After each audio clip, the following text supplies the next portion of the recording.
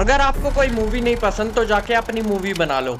ऐसा जर्मनी का एक बंदा है ध्रुव राठी करके, उसने कहा था अगर एक मूवी हिस्ट्री को बिगाड़ सकती है तो जाओ तुम भी फिल्म डायरेक्शन का कोर्स करो, अपनी मूवी बनाओ, रिलीज करो, जो दिखाना है दिखाओ। पर अब भाई साहब अपनी ही बातों को भूल के हर दूसरी मूवी को प्रोपागेंडा बताने लग गए हैं। और धुरंधर को प्रोपागेंडा बोल के दुग्गल साहब ने जो खुद प्रोपागेंडा फैलाया ना, उसके लिए तो हमारे पड़ोसी देश को इसको नेशनल अवार्ड देना चाहिए। नहीं, मैं गाली नहीं दे सकता। नहीं, गाली नहीं देना।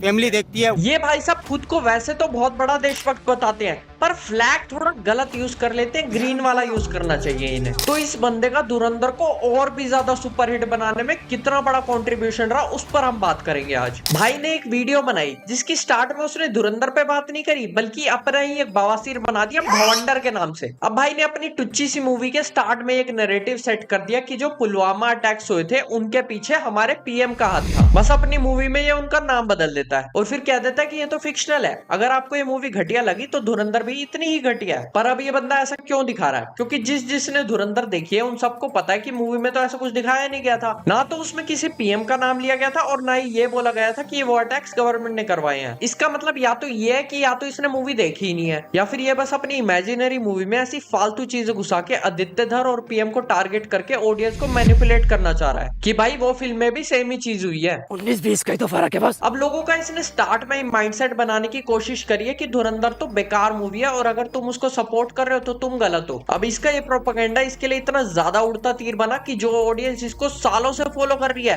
वो तक इसको कमेंट सेक्शन में उल्टा बोलने लगी।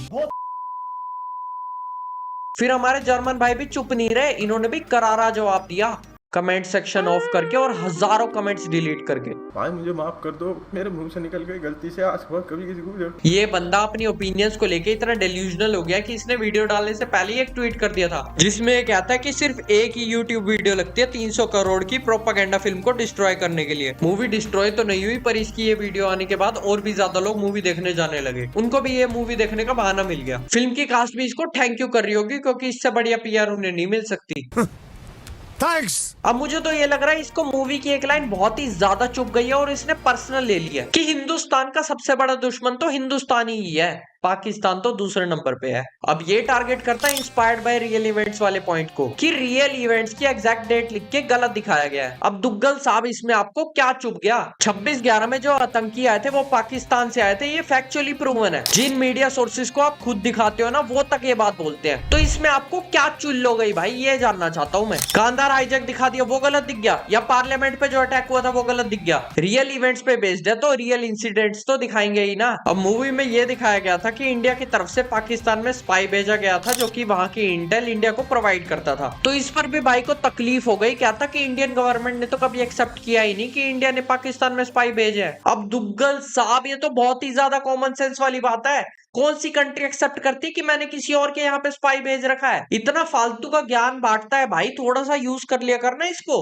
फिल्म में दिखाया जाता है कि इंटेलिजेंस ऑफिसर को पता चलता है कि भारत पर अटैक होने वाला है, लेकिन उसने सोचा कि ये सरकार तो गद्दार है, इसलिए छोड़ो, क्या ही कुछ करना। अब यहाँ पे ये ऑडियंस को किस तरह से मिसलीड कर रहा है ये साफ दिखाई दे रहा है, क्योंकि पहली बात तो ये सीन 26/11 से रिलेटेड था ही नहीं, बस इससे मिलता जुलता एक सीन था फेक करेंसी जो छप रही थी उसके ऊपर, जिसके लिए मूवी में जो कैरेक्टर था अजय सानियाल वो अपना एक वैलिड रीजन देता जब उसे पता चलता है कि इंडिया के ही किसी मिनिस्टर का हाथ था इसके पीछे। अब ऐसे ही ये भाई साहब अपनी वीडियो में और भी कई मुद्दे छेड़ते हैं जिसमें मूवी को प्रोपेगेंडा बताया गया हो। ये कहता है कि धुरंधर एंटी मुस्लिम फिल्म है। भाई उसने कब बोल दिया कि किसी एक रिलीजन के सारे ही बंदे टेररिस्ट है? इवन ये तक नहीं बोला कि पाकिस्तान के सब लोग गंदे हैं, बस मूवी में पाकिस्तान के टेरर मॉड्यूल को विलन दिखाया है। अगर एंटी मुस्लिम फिल्म होती तो पाकिस्तान में 2 मिलियन लोग इसके पायरेटेड वर्जन को डाउनलोड करके ना देख रहे होते, पर इनडायरेक्टली ऐसा नैरेटिव फैला के ये बंदा खुद ही हेट फैला रहा है। अब ये बात चली रही है तो कुछ दिन पहले बांग्लादेश में एक हिंदू को पेड़ से लटकाकर जला दिया गया था, उस पर तो कुछ नहीं बोला इसने, क्योंकि ये मुद्दे इसके प्रोपेगेंडा का पार्ट ही नहीं है। खुद जर्मनी में बैठ के इंडिया के लोगों के दिमाग में थोड़ी सी इंफॉर्मेशन डाल के